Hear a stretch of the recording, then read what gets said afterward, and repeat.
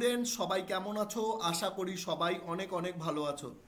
সামনে সবার থার্ড সেমের পরীক্ষা এবং আমরা সমস্ত বিষয়গুলির একের পর এক লাস্ট মিনিট সাজেশন দিয়ে তোমাদেরকে হেল্প করার চেষ্টা করছি।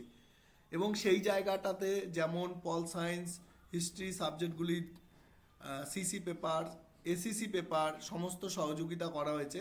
আজকে আরেকটা শেষ সহযোগিতা আমরা করছি, সেটা হচ্ছে এলসিসি যে তোমাদের ইংলিশ পেপারটা, সেইটাতেও আমরা কিছুটা হেল্প করার চেষ্টা করছি এবং সমস্তটাই নিজের মতো করে নেওয়ার চেষ্টা করা হচ্ছে যাতে তোমাদের কিছুটা সহযোগিতায় লাগে।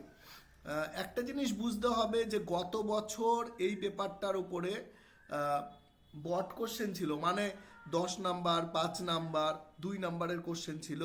বাট তোমাদের সুবিধার্থে ইউনিভার্সিটি এই বছর থেকে প্রথমবার এই পেপারটা এলসিসি করে দেওয়া হয়েছে, এমসিকিউ করে দেওয়া হয়েছে, এমসিকিউ পোর্শন করেছে। এর ফলে তোমাদের অনেকটাই সুবিধা যেমন হয়েছে তেমন একটু অসুবিধাও হবে। এমসিকিউতে কি হয়, তুমি পারবে, আর না না হলে তোমার ভুল হবে, দুটোর মধ্যে একটা।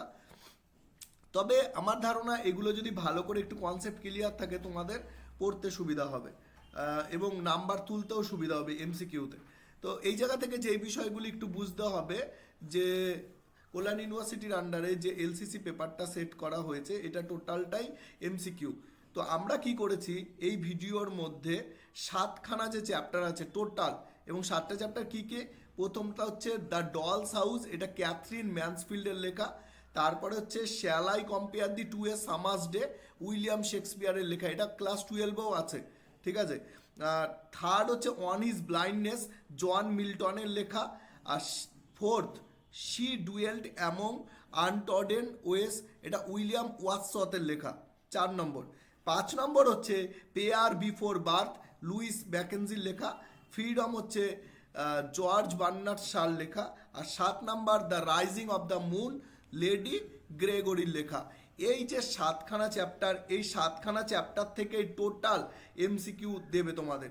এবার এতে এক্সট্রা কোশ্চেন থাকবে কিনা এই মুহূর্তে কিছু বলা যাচ্ছে না, তার মানে তোমাদের 7খানা চ্যাপ্টারই খুব ভালো করে দেখে যাওয়া উচিত, হ্যাঁ। আর যাতে কনসেপ্টটা ক্লিয়ার থাকে, আর তার সাথে তোমরা বেশ কিছু এমসিকিউ কভার করে যাবে। তো আমরা যেটা করেছি সেইটা হচ্ছে তোমাদের আসার মতো কিছু গুরুত্বপূর্ণ কোশ্চেন নিয়ে আমরা প্রতিটা চ্যাপ্টারে 20টা 25টা করে কোশ্চেন আমরা সেট আউট করেছি। কিন্তু ভিডিওর টাইমিং তো খুব বেশি বড় রাখা যাবে না, তাই যতটা সম্ভব তাড়াতাড়িতে করা যায় আমরা করার চেষ্টা করব ভিডিওটা, ঠিক আছে। তো প্রথমে রয়েছে দ্য ডলস হাউস এবং ক্যাথরিন ম্যানসফিল্ডের লেখা। এটা থেকে যেই কোশ্চেনগুলো ইম্পর্টেন্ট বা যেগুলো আসতে পারে সেই কোশ্চেনগুলো আমরা আলোচনা করছি, দেখে নাও একবার। তো ডলস হাউস থেকে যে কোশ্চেনগুলো ইম্পর্টেন্ট বা আসার মতো সেগুলো একটু বলছি। বলছে হু ন্যারেজ দ্য ডলস হাউস, মানে এই ডলস হাউসের যে গল্পটা এইটা আমাদের কাছে কে উপস্থাপন করেছে বা ন্যারেট করেছে বা বলেছে। তো 4টে অপশান রয়েছে, তার মধ্যে আমি উত্তরগুলো আলোচনা করে দিচ্ছি। An unnamed third person narrator, মানে এমন একজন আমাদেরকে গল্প বলেছে যে যার সম্পর্কে থার্ড পার্সন, মানে আমরা জানি না মানে তার সম্পর্কে কে, তার নাম কি, কে অ্যাকচুয়ালি এইভাবে সাজানো হয়েছে।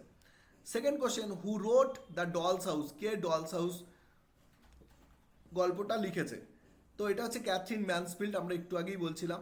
তারপরে থার্ড হচ্ছে হোয়াট জেনেরি দ্য ডলস হাউস, মানে ডলস হাউসটা কি ধরনের, এটা কি নোবেল মানে উপন্যাস নাকি শর্ট স্টোরি? তো এটা একটা শর্ট স্টোরি, মানে ছোট গল্প টাইপের, ঠিক আছে। ফোর্থ, আমি একটু তাড়াতাড়ি নেওয়ার চেষ্টা করব কারণ 7খানা চ্যাপ্টারের গুরুত্বপূর্ণ এমসিকিউ, তোমরা ভিডিও পজ করে করেও দেখতে পারো, ঠিক আছে। 4 নম্বরে বলছে who gives the doll's house to Burnells, ঠিক আছে। এই যে ছোট্ট যে ডলস হাউসটা বুন্ডেলস ফ্যামিলিকে কে উপহার দিয়েছিল? তো অ্যান্সার হচ্ছে মিসেস হে, মিসেস হে বলে একজন ছিল। হু ইজ প্যাট, প্যাট কে ছিল? প্যাট ছিল বুন্ডেলসদের সার্ভেন্ট, মানে বুন্ডেলসদের চাকর বা পরিচারক বলতে পারো। In what season is the story set, মানে এই গল্পে কোন ঋতুর কথা বলা হয়েছে? তো এটা গ্রীষ্ম ঋতু বা সামার, গ্রীষ্ম ঋতু বা সামার।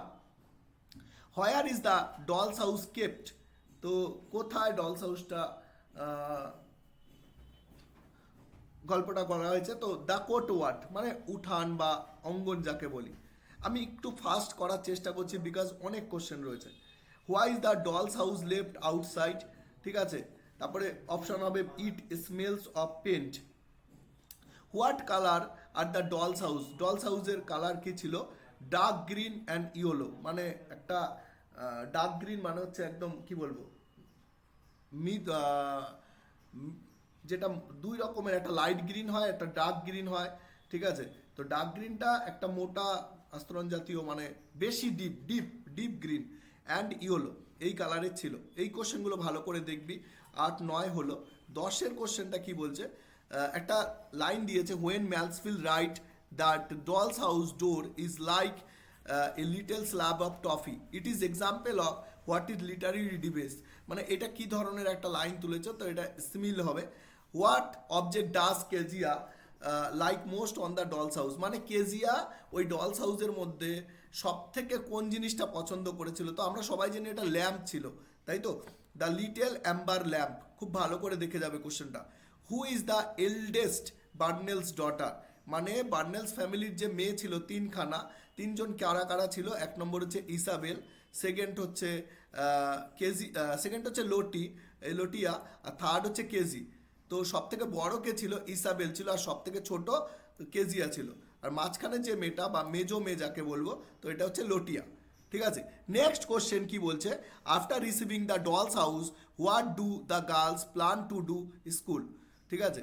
তো boast about the doll's house, আমি খুব ফাস্ট করার চেষ্টা করছি যতটা সম্ভব তাড়াতাড়ি। Who does not come near the Burnells at school, who does not come near Burnells at school, এটা হবে কেলভিস, দ্য কেলভিস, ঠিক আছে। বার্নেলস কাম নিয়ার মানে বার্নেলসদের স্কুলের সামনে কার কিসের ছিল না, তো এটা কেলভিস হবে। How do girls at school response to the news of the doll's house, তো এটার answer the surrounded Isabel and compete for her attention. 16 নম্বরের question, how many girls at time are allowed to come over to see doll's house, মানে doll's হাউসটা দেখার জন্য কজন করে allow করা হয়েছিল, তো অ্যান্সার হচ্ছে 2 জন, প্রতিদিন 2 জন করে আসবে। In the contest of the story what are brutal caps, তো এটা ফলোয়ার্স হবে। 17 নম্বরের কোশ্চেন। 18, সব কোশ্চেন ডিসক্রিপশন করছি না, কারণ হচ্ছে খুব টাইমের শর্টেজ হবে, ভিডিও অনেক বড় হবে। Where is the doll's house set, মানে এই ডলস হাউস গল্পটা কোথায়, আমরা আগেও জানি যে ডলস হাউস গল্পটা হচ্ছে নিউজিল্যান্ডের কিছু গ্রামে হয়েছিল, এটা কান্ট্রি সাইড, যেটা ব্রিটিশদের আন্ডারে ছিল, কিন্তু হ্যাঁ তখন ব্রিটিশদের আন্ডারে ছিল, ব্রিটিশ এম্পায়ারের আন্ডারে। Why don't Burnells parents approve of their children school, ঠিক আছে। তো the student body compares kids from the different social class. Who do the Burnells shun, এটা অ্যান্সার হবে। এই শন মিনস হচ্ছে অ্যাকচুয়ালি অ্যাভয়েড করা, কাউকে আমরা যখন প্রত্যাখ্যান করি তখন এইটা। তো বার্নেলসরা কাদেরকে অ্যাভয়েড করছিল, তো এটা হবে কেলভিস, ঠিক আছে। কেলভিসের যে মেয়ে ছিল 2 জন, একটা হচ্ছে লিল আর এলসে, তো তাদেরকে অ্যাভয়েড করছিল। হুইচ অ্যান্সার বেস্ট ডিফাইন শন, তো এই যে অ্যাভয়েড, ইগনোর আর রিজেক্ট আমি দিয়ে দিয়েছি এটা। হোয়াট ইজ কেলভিস মাদার জব, কেলভিসের মা মানে যে 2টো মেয়ে ছিল কেলভিস ফ্যামিলির, তাদের মায়েরা কি কাজ করতো, এটা হচ্ছে ওয়াশার উম্যান, যাকে আমরা বাংলায় বলবো ধোপা ছিল, washer woman. What is the Kelveys father job, he is rumour to be in a prison, সে জেল খাটছিল অলরেডি, ঠিক আছে। কেলভিসদের যে বাবা ছিল সে জেল খাটছিল। What is the notable about Kelveys clothing, এই জায়গায় it is made from scrap cloth that comes from wealthy families. Next question, which animal is Else Kelvey compare to, মানে কোন ফ্যামিলি প্রাণীর সাথে তুলনা করা হয়েছিল, আউল বা প্যাঁচার সাথে। Which character is kind to Kelveys girls, answer হবে Kezia. Next, although not fully described by Mansfield what seems to be Aunt Beale's own secret, she answer হচ্ছে she owns money to Mr. Says for the doll's house. The doll's house lamp say the message to Kezia, I live here. এই কোশ্চেনগুলো একটু ভালো করে দেখে যাবে। Else's clothes are compare to a nightgown. 30 নম্বরের question, the only complaint that the girls had regarding the house is the way smells. 31 number question, some things in the doll's house did not look as if belong in it this is true of the, এটা answer হচ্ছে oversized family. The country where the story the doll's house is set is New Zealand. এটা repeat question হয়েছে, ঠিক আছে, এই কোশ্চেনটা একবার already হয়েছে এই জায়গাটায়। তো এই যে 18 নম্বরের কোশ্চেনটা আর তোমাদের হচ্ছে 32 নম্বরের কোশ্চেন রিপিট, যে কোথায় এই গল্পটা হয়েছিল। সো এটা কান্ট্রি সাইডটা হচ্ছে নিউজিল্যান্ডের country side. The dash sister are of lower birth than the dash sister, মানে এটা প্রথমটা হবে কেলভি, পরেরটা হবে Burnell. The eldest sister of both families are, এই অপশানগুলোই পুরো ভুল দেওয়া আছে। এই জায়গাটায় বলছে যে দুটো ফ্যামিলির বড় মেয়ের নাম কি, তো অ্যান্সারটা হবে ইসাবেল অ্যান্ড লিল, কিন্তু এই জায়গাটায় কোনো অ্যান্সার পাওয়া যাচ্ছে না সেটার অপশানটা, তো এটা অপশানটা একটু ভুল আছে। নেক্সট, তো আমার ধারণা এই 34টা যে কোশ্চেন দিলাম এর মধ্যে থেকে আশা করি তোমাদের কোশ্চেনগুলো হয়ে যাওয়া উচিত। চেষ্টা চালানো হলো, আমি প্রতিটা ভিডিওর মতো আবারও বলছি, চেষ্টা চালালাম তোমাদের সুবিধার্থে। যদি আসে বেশ ভালো লাগবে, আর না আসলে কেউ দোষারোপ করো না। নেক্সট আমরা ভিডিওতে যাচ্ছি, চলো দেখা যাক, ঠিক আছে। তো নেক্সট টপিকটা কোনটার উপরে কাজ করব সেটা হচ্ছে shall I compare thee to a summer's day. এটা উইলিয়াম শেক্সপিয়ারের লেখা এবং এটা ক্লাস 12-এ একবার পড়ানো হয়েছে, ঠিক আছে।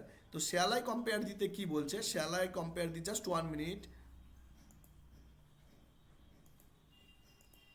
তো শ্যাল আই কম্পেয়ার দিতে যেটা দেখা যাচ্ছে সেটা হচ্ছে যে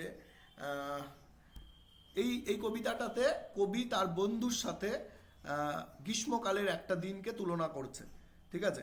তো এই জায়গা থেকে বেসিক কিছু কোশ্চেন আমরা তুলে দিয়েছি মোটামুটিভাবে, যতটা ইম্পর্টেন্ট দেখা যায়। 27 কোশ্চেন এর মধ্যে রয়েছে, আমরা কিছুটা আলোচনা করে দেবো আর কিছুটা তোমরা একটু পড়বে। The poet compares the beauty of his beloved to, মানে কবি তুলনা করেছে যে তার একদম প্রিয় যে বন্ধুর সাথে, কার সাথে, যে any beautiful day in summer, মানে গ্রীষ্মকালে যে কোনো একটা সুন্দর দিনের সাথে তার একদম বিলভড পার্সনের বা তার বন্ধুর তুলনা করেছে। Whose eternal summer shall not fade, মানে কার যে একদম অন্তরঙ্গ যে সৌন্দর্য সেটা ফেড হবে না, মানে eternal summer, whose eternal summer shall not fade. তো দ্য ফেয়ার ইউথস, ঠিক আছে। Death has no control over, এটা অ্যান্সার হবে পোয়েট্রি। তারপর আরেকটা কোশ্চেন 4 নম্বরের, sometimes to what the eyes of heaven shines. এখানে আই অফ হেভেন বলতে কাকে বলা হচ্ছে, এটা সরি, আই অফ হেভেন মানে অ্যাকচুয়ালি সূর্যকে বলা হচ্ছে, কিন্তু এটা কিসের এক্সাম্পল সেইটা জানতে চেয়েছে। এটা হচ্ছে পেরিফেসিস, একটু দেখে নেবে, পেরিফেসিস বলা হচ্ছে। The young person will live, young person কোথায় বলছে as long as man can breathe. তারপরের question, so long live this and here this বলতে এখানে কি বলা হচ্ছে, the verse of the poet. Next, this gives life to thee here there, এই thee বলতে এখানে কি বলা হচ্ছে, দি মানে অ্যাকচুয়ালি ইউ হবে। এবার ইউ বলতে এখানে কি, ইউ বলতে এখানে বলা হচ্ছে দ্য পোয়েটস ফ্রেন্ডের সাথে সামার্স ডের তুলনা করা হয়েছে। How will fair use beauty be eternalized, thou the poet's eternal lines, how can eternal summer be maintained, এটা অ্যান্সার হবে A, option A, through poetry. 10 নম্বরের question, shall I compare thee to a summer's day is written by, কে লিখেছে, William Shakespeare, আমরা জানি। তারপরে nature changing course কেমন হবে, সিতে বলছে untrimmed. The darling birds are shaken by rough winds in, কোন মাসে এটা হয়, সেটা হচ্ছে মে মাস। His gold complex dim here his refers to the sun. কোশ্চেনগুলো খুব ভালো করে দেখবে, বিকজ খুব ভালোভাবে এটাকে সার্চ করে তারপর সেগুলো তোমাদের হাতে তুলে দেওয়া হচ্ছে। অ্যান্ড আমার ধারণা এগুলো থেকে তোমাদের কোশ্চেন হয়ে যাবে, ঠিক আছে। তো একটু বারবার করে ভিডিওটা দেখবে, তেমন হলে খাতায় তুলে নেবে তোমাদের সুবিধার্থে। আর ভালো লাগলে অবশ্যই নিজের বন্ধু বান্ধব যারা রয়েছে তাদেরকে একটু শেয়ার করে দেবে, আর প্লাস তোমরাও একটু কমেন্ট করে আমাদেরকে উৎসাহিত করবে। Shall I compare thee to a summer's day is written in, এটা হচ্ছে ইয়াম্বিক পেন্টামিটার, একটা রিদেমে যে কোনো কবিতা চলে, তো এটা একটা ইয়াম্বিক পেন্টামিটারে লেখা হয়েছে। Next, shall I compare thee to a summer's day is sonnet number. এইটা actually sonnet number. William Shakespeare যে কবিতাগুলি লিখেছিল সেগুলো অনেকগুলি কবিতা লিখেছিল। তো সনেট 1, সনেট 2, সনেট 3, সনেট 4, এইভাবে 18 নম্বর যে সনেটটা ছিল সেইটাই হচ্ছে shall I compare thee to a summer's day কবিতাটা। তো এটা 18 নম্বর। এটার অন্য নাম হচ্ছে সনেট নাম্বার 18। সনেট 80 বলেও এই কবিতাটাকে চালানো হয়। The name that Shakespeare explore in sonnet 18 is, ঠিক আছে, তো timelessness of poetry. Who is sonnet address to a young man? In the poem the poet's friend a more careful and more kind, sorry এটা option B হবে, more lovely and more temperate, ঠিক আছে। Poem the poet friend is মানে পোয়েটের বন্ধু কতটা কিরকম ছিল, more lovely and more temperate. The rough wind summer shake the darling birds of May, এটা অপশন এ 19টার এইটা হবে। আমি কোশ্চেনটা বলতে বলতে চলে আসলো 20 নম্বরের question. The eye of heaven বলতে কার কথা বলা হচ্ছে? আই অফ হ্যাভেন বলতে সূর্যের কথা বলা হচ্ছে, the sun, eye of heaven. The poet compare his beloved to, এটা কার সাথে? তো এ সামার্স ডে মানে একটা গ্রীষ্মকালে দুপুরের সাথে তুলনা করা হচ্ছে, গ্রীষ্মকালের দিনের সাথে। The word temperate means moderate, moderate. Summer has a short duration. How is gold complexion of the sun dimmed? Option হবে by the clouds. The poet state that fair, এটার অপশন হবে ইজ সাবজেক্ট টু চেঞ্জ। 18 নম্বরের question, sorry 26 নম্বরের question বলছে the poet assert that his friend will never lose possession of his beauty. এটার answer হবে beauty, মানে পোয়েটের বন্ধুর কোন জিনিসটা কোনোদিনও শেষ হবে না, সেটা উত্তর হবে বিউটি। আমি খুব ফাস্ট বলার চেষ্টা করছি এই কারণেই, কারণ ভিডিওটা অনেকটা লং হয়ে যাবে। Death in the poem is personalized as proud and boastful. So এখানে 27টা কোশ্চেন দেওয়া রয়েছে, আশা করা যায় এর ভিতর থেকেও তোমাদের কমন হয়ে যাবে। নেক্সট,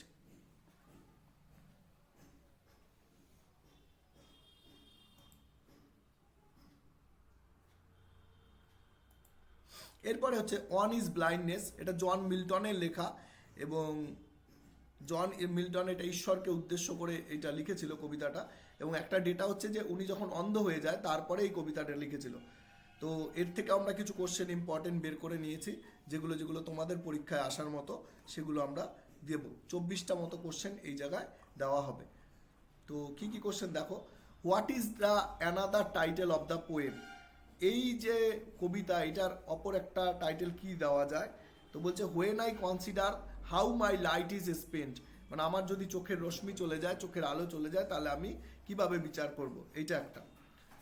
রিমেনিং ডে লাইট, তো অপশন হচ্ছে বি, সরি এই জায়গাটা একটু গন্ডগোল হয়েছে, আই থিঙ্ক এই জায়গায় একটা প্রশ্ন কেটে গেছে, সো এক্সট্রিমলি সরি, এই জায়গাটা একটুখানি সবার উদ্দেশ্যেই বলছি, এই প্রশ্নটা একটু অ্যাভয়েড করে দেবে। নেক্সট, 2 নম্বরের question, on is blindness the best Rim since is. Actually যে কোনো কবিতায় মানে একটা রিদেমে চলে, তো এটার একটা রিদেম ছিল যে কবিতাটা এ বি বি, তারপরে A B B A CDE CDE, এই রিদেমটাতে এই কবিতাটা লেখা হয়েছে, এটা একটু রিদেমটা দেখে নেবে। Next, who are God's best servants according to the Milton, মানে মিল্টনের মতে ঈশ্বরের সব থেকে প্রিয় পরিচারক কে, মানে এটা প্রশ্ন। তো বলছে those who obediently follow the wills and wishes of the God, মানে সেই সমস্ত মানুষের কথা বলা হচ্ছে যারা ঈশ্বরের একদম ইচ্ছাগুলি ভালো মতো শুনে কাজ করে, ওবিডেন্টলি বাধ্য হয়ে কাজ করে, সেইটাই। The sonnet was first published in, কবে প্রথম সনেট পাবলিশ করা হয়? সো অ্যান্সার ইজ মিল্টন 1673 সালে, ঠিক আছে। ট্রিনিটি ম্যানুস্ক্রিপ্ট অর মিল্টন 1673, তো এটার মধ্যে একটা কনফিউশন আছে বলে অর্ব দেওয়া রয়েছে, একটু দেখে নেবে। Next, who gave the title on is blindness Milton sonnet number 19? Thomas Newton, Thomas Newton. When Milton became blind his to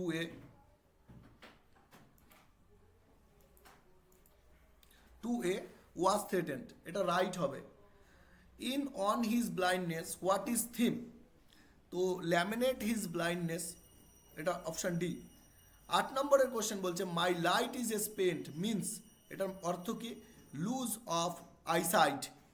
9 নম্বরের question what was the age of Milton when he become totally blind, মানে কত বছর বয়স মানে ছিল মিল্টনের যখন তিনি পুরোপুরি অন্ধ হয়ে যায়? তো অপশান হচ্ছে 44, মানে 44 বছর বয়স। 1000 a bidding speed post o'er land and ocean without rest, when do Milton mention here? The answer হচ্ছে angels. Who save Milton from his dilemma in the poem on his blindness? So answer হবে patience, মানে ধৈর্য। But the patient to prevent that mood soon replies, find the figure speech in this line. তো এটা হচ্ছে personification, 12 নম্বরের answer option C.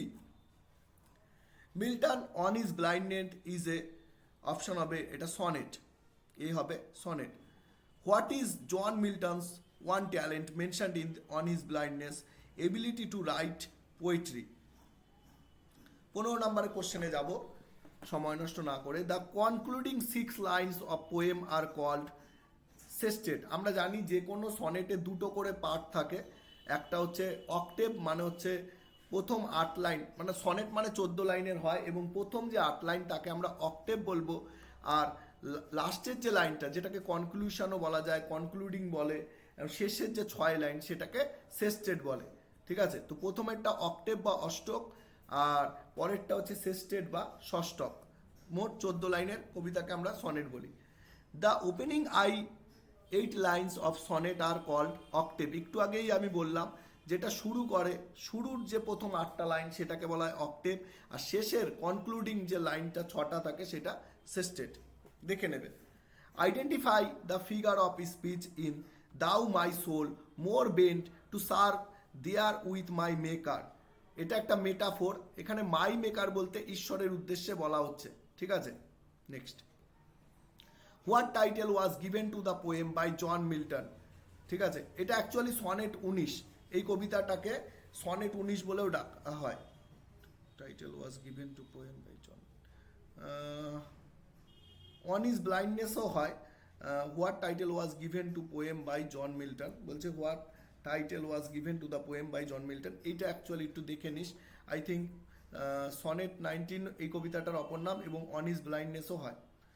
Identify the figure of speech in who best bear his mild yoke, এটা হচ্ছে oxymoron. Milton thou should not be living at this hour, England sat need of the intent but who was it summoning his ghost. তো এটা William ওয়াটসওয়ার্থের লেখা, William Wordsworth.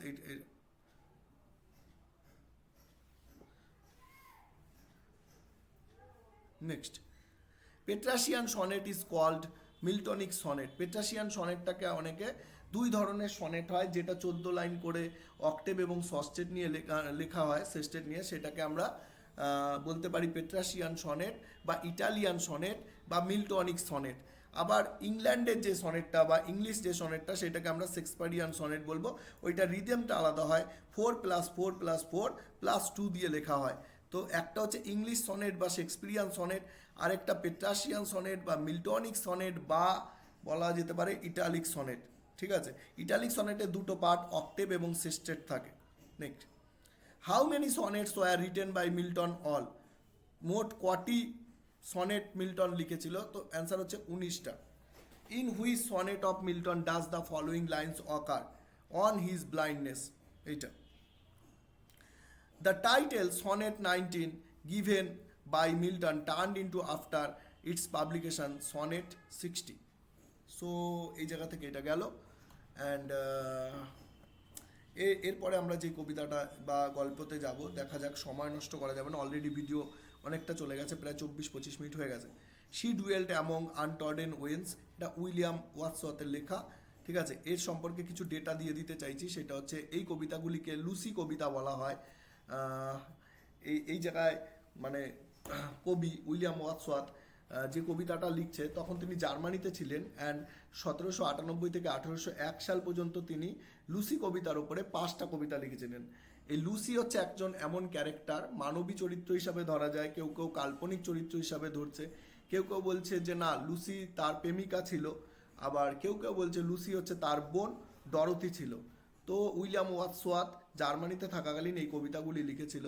তো আমরা এই জায়গা থেকে বেশ কিছু কোশ্চেন আছে, সেগুলোকে আমরা একটু দেখে নেব, যেগুলো আমাদের কাজে লাগবে, ঠিক আছে? তো প্লিজ একটু দেখে নাও। She dwelt among the untrodden ways, the structure of this poem is, এই যে কবিতাটা এটা কি ধরনের স্ট্রাকচারে লেখা হয়েছে? এ সাইক্লিক, ঠিক আছে? Next, the poem she dwelt among the untrodden ways centres round the theme of loveliness of Lucy and her place. Next, the two things Lucy is compared are, মানে লুসিকে কার কার সাথে তুলনা করা হয়েছে? একটা আমরা জানি ভায়োলেট ফ্লাওয়ার হবে, মানে ভায়োলেট ফুল, এবং স্টারের সাথে তুলনা করা হয়েছে। The spring of dove symbolize Lucy's purity and innocence. ওই জায়গায় একটা লাইন রয়েছে যে লুসি ডাব নদী বা ডাব ঝর্ণার পাশে বসবাস করতো নির্জন স্থানে, ঠিক আছে? তো এটাকে কিসের সাথে তুলনা করা হচ্ছে? এটা হচ্ছে তার লুসির যে বিশুদ্ধতা এবং তার যে নিষ্পাপতা সেইটার সাথে এটা তুলনা করা হয়েছে, সিম্বলাইজ করছে। Next, she dwelt among the untrodden ways, here the untrodden ways signifies. এখানে আনট্রডেন বলতে কি বলা হচ্ছে? Isolation, virginity and unaffected naturalness. একটা জিনিস বুঝতে হবে, আনট্রডেন ওয়েস মানে এমন একটা জায়গার কথা বলা হচ্ছে যেই জায়গাটায় কোনো মানুষ থাকে না, মানে একদম নির্জন এবং পুরো এলাকা, মানে খুব কম লোক বা একদম নির্জন এলাকাকে বলা যেতে পারে। তো এটা সব ক্ষেত্রেই ঠিক আছে। সো এটাতে all of the above. In this poem the star refers to, এই কবিতায় কোন তারার কথা বলা হচ্ছে? তার অ্যান্সার হচ্ছে ভেনাস, মানে যেটাকে আমরা শুক তারা বা শুক্র গ্রহ হিসাবে বলি। তো লুসিকে দুটো জিনিসের সাথে তুলনা করা হচ্ছে, একটা ভায়োলেট ফুল আর একটা ভেনাস স্টারের সাথে তুলনা করা হচ্ছে। Fear as a star when only one shining in the sky, ঠিক আছে? এটার অ্যান্সার হবে অ্যালিউশন। নেক্সট 8 নম্বরে যাব। There were dash to love Lucy, ঠিক আছে? লুসিকে কত লোক ভালোবাসত? তো বলছে ভেরি ফিউ, মানে খুবই কম লোক ভালোবাসত, অনেক কম কম মানুষ তাকে ভালোবাসত। The comparison of Lucy's to a violet suggest beauty and seclusion and organic. So এইটা গেল একটা। 10 নম্বরে যাব। The alternative title of the poem she dwelt among the untrodden ways is, মানে এই কবিতাটার অন্য কোনো নাম দিলে কি নাম দেব? দ্য অ্যান্সার হচ্ছে the lost love. Which of the following is true the poem she dwelt among the untrodden ways, তো কি হতে পারে? তো এইটা হচ্ছে it is by William Wordsworth, এটা উইলিয়াম ওয়ার্ডসওয়ার্থকে নিয়ে লেখা হয়েছে, আর ঠিক আছে। ইট কনসিডার অফ 12 লাইন্স, এটা 12 লাইনের কবিতা ছিল। ইট হ্যাজ 3 স্ট্যান্জা, এটার মধ্যে 3টে স্তবক ছিল। সো সবকটাই ঠিক এই কবিতা সম্পর্কে। So all this are true. Which of the following is true of to Lucy, Lucy সম্পর্কে কোন কোন বাক্যগুলি ঠিক? বলছে শি লিভড লোনলি লাইফ, হ্যাঁ এটা একদম ঠিক, লুসি একা বসবাস করতো। নো বাডি প্রেস হার, তার কাছে কেউ ছিল না, তাকে কেউ ভালোবাসতো না। নো ওয়ান লাভড হার, তাকে কেউ ভালোবাসতো না। So all this are true, এটাও ঠিক। লুসি লিভ দ্য স্ট্রিম, কোন ঝর্ণার তীরে লুসি বসবাস করতো? সো অ্যান্সার হবে ডাব ঝর্ণার কাছে সে বসবাস করতো। The poet compares Lucy to, Lucy কার সাথে তুলনা করা হচ্ছে? আমি একটু আগে বললাম ভায়োলেট ফুল আর হচ্ছে ভেনাস স্টারের সাথে তুলনা করা হয়েছে। Next, Lucy is as fair as, মানে কার মতো এত সুন্দর? So star. Lucy is passing away affects the poem narrator. Who of the following wrote Lucy poems, এটা তো উইলিয়াম ওয়ার্ডসওয়ার্থ হবে, যে কবির নামটা জানতে চেয়েছে।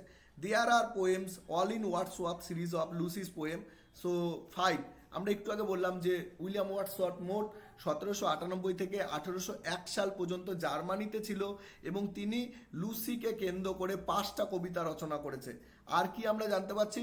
লুসি হচ্ছে এমন একটা ক্যারেক্টার, যে ক্যারেক্টারটাকে কেউ কেউ বলছে ইনি কবিতা, মানে কবির প্রেমিকা ছিল, আবার কেউ কেউ বলছে না এরকম কোনো কেউ ছিল না, উনি জাস্ট একটা কাল্পনিক ক্যারেক্টার। আবার কেউ কেউ বলছে যে হয়তো উইলিয়াম ওয়ার্ডসওয়ার্থের নিজের বোন ডরোথির সম্পর্কে এই কবিতাগুলি লিখেছিল। Which of the following is true to the poem she dwelt among the untrodden ways, ঠিক আছে। তো এটা কি বলছে, ইট ওয়াজ রিটেন 1798, একদম ঠিক। এটা লেখা হয়েছিল 98 সালে। ইট ওয়াজ পাবলিশড ইন 1800, তো 1800 সালে এটা পাবলিশ করা হচ্ছে। It is included in lyrical ব্যালাডস, হ্যাঁ এইটাও ঠিক, এটা একটা ব্যালাড বা একটা গীতি কবিতা হিসাবে এটাকে ধরা হয়। তো অল দিজ আর ট্রু, একদম ঠিক। Which of the following can be taken as the theme of the poem, ঠিক আছে। এটার থিমটা হচ্ছে ডেথ, মানে মৃত্যু। Next, the tone of the poem she dwelt among the untrodden ways, ঠিক আছে। Meditative.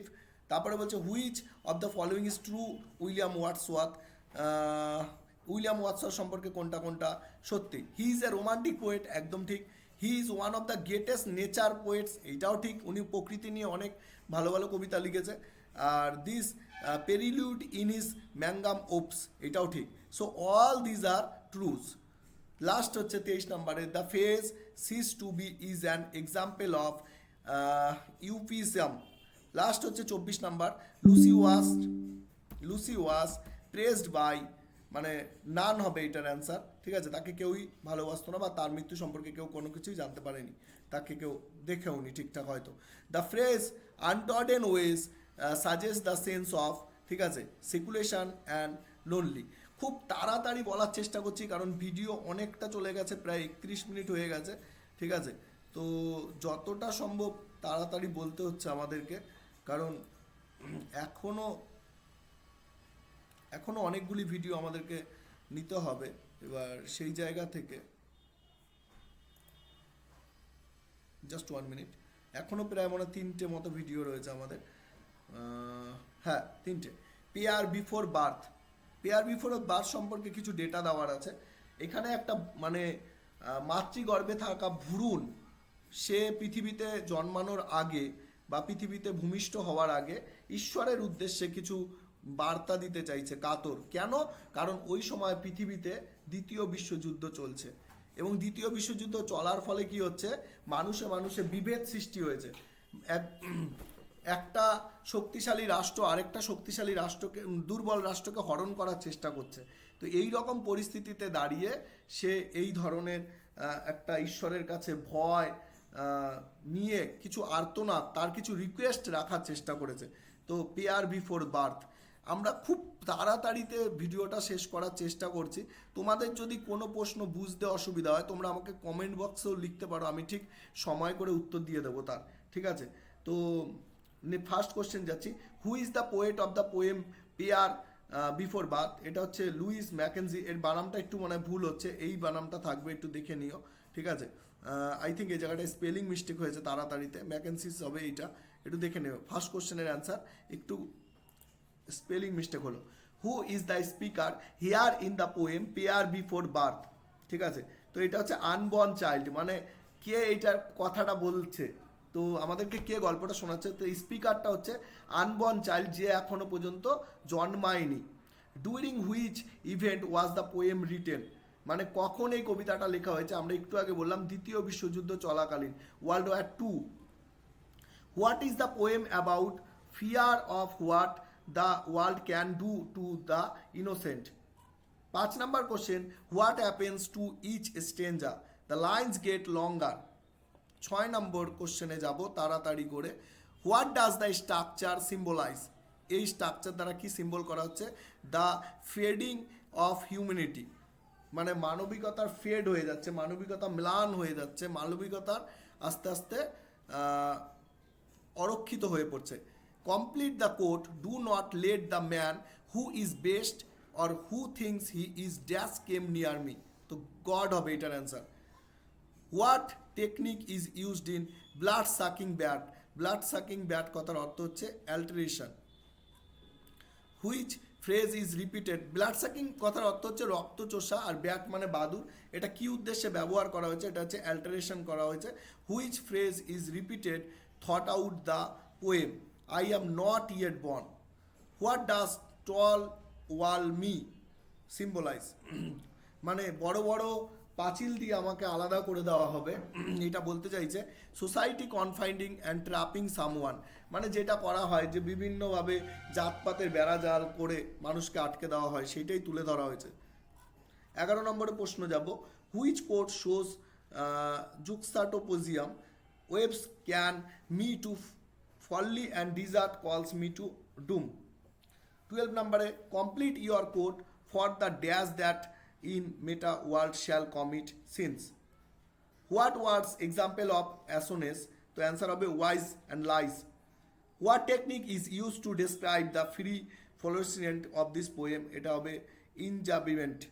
What does the poet would make me a cog in অ্যামিকেন মিন, তো এটার অ্যান্সার হবে they feel like they are of something big with no control. কোনো question বুঝতে অসুবিধা হলে আর কোনো অ্যান্সার বুঝতে অসুবিধা হলে সে আমাকে কমেন্ট বক্সে বলবে, আমরা তার অ্যান্সার দেওয়ার চেষ্টা করব।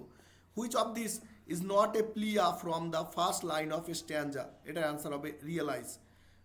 What does the poet refer to as a white light, এটা অ্যান্সার হবে the source of purity wisdom and awareness.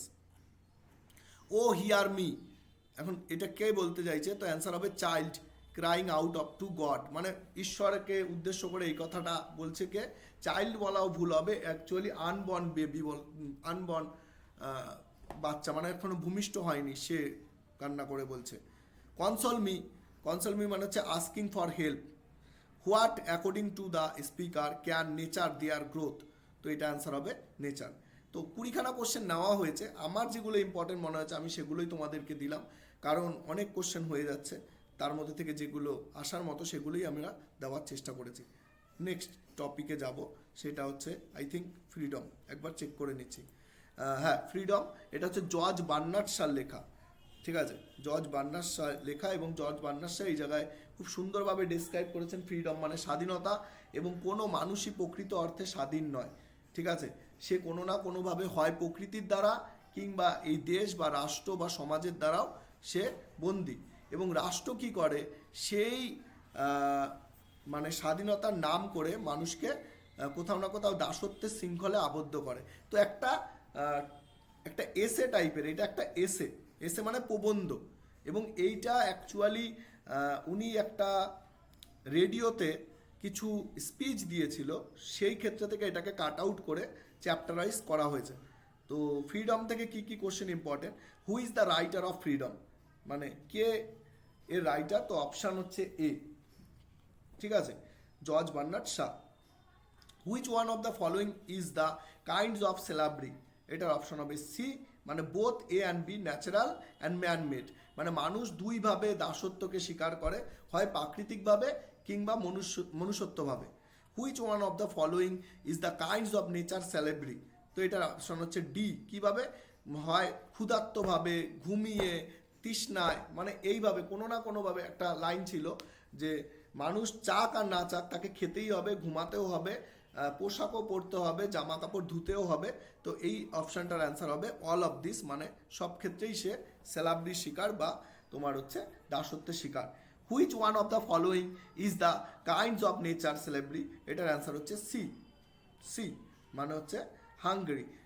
এইটা অ্যাকচুয়ালি কি, এটা প্রাকৃতিকভাবে হচ্ছে না, রিড রাইট এই দুটো কি হবে, রিড আর রাইট হচ্ছে পরবর্তীকালে, তুই না লিখলেও পারিস না পড়লেও পারিস, কিন্তু খিদে পেলে তোকে তো খেতে হবে, এটা প্রাকৃতিকভাবে তোকে হয়েছে, তাই এটা nature slavery, natural actually.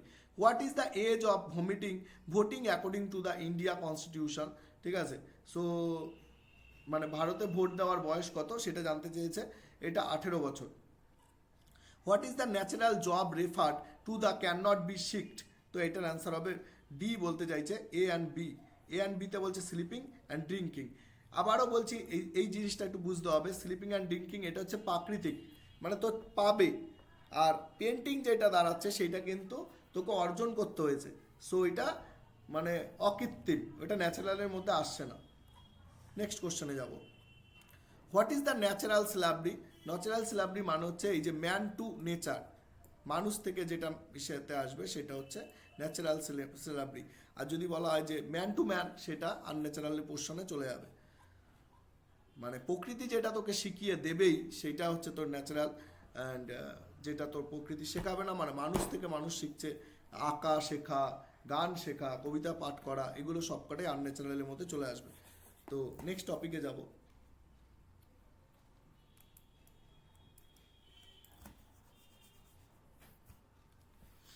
Next topic, to choose a father figure, to choose a father figure of our society is type of celebrity is option B, man-made celebrity.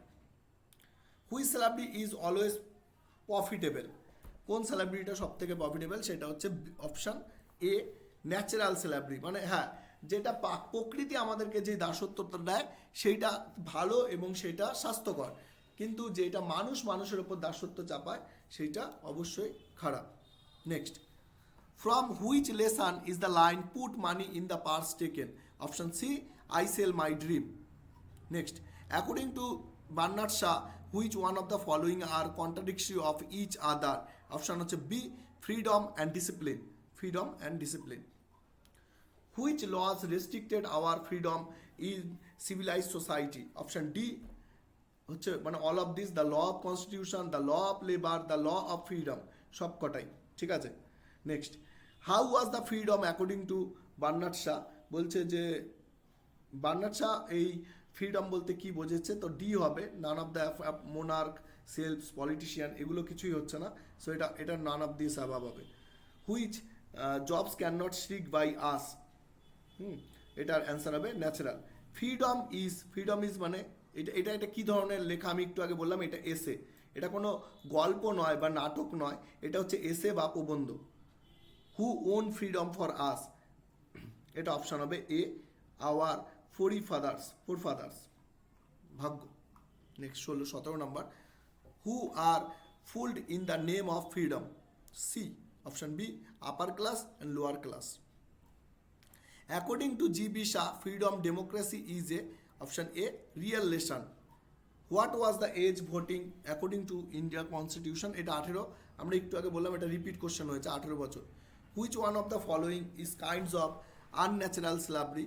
এটা ডি হবে। ডি মানে both A and B. Voting করা আর হচ্ছে doing job, মানে কাজ করা, vote করা, এগুলো হচ্ছে সবকটাই আনন্যাচারাল, কারণ এগুলো মানুষ করে। আর যেটা হাঙ্গার, খিদে পাওয়াটা, এটা প্রকৃতি তোকে পাওয়াবে, তাই এটা ন্যাচারাল। সো এই জায়গা থেকে পুরোটা কমপ্লিট করলাম। লাস্ট ফ্রিডমটা পুরোটা হয়ে গেল, লাস্ট একটাই চ্যাপ্টার বাকি আছে, অ্যান্ড সেই চ্যাপ্টারটার দিকেই করার চেষ্টা করছি।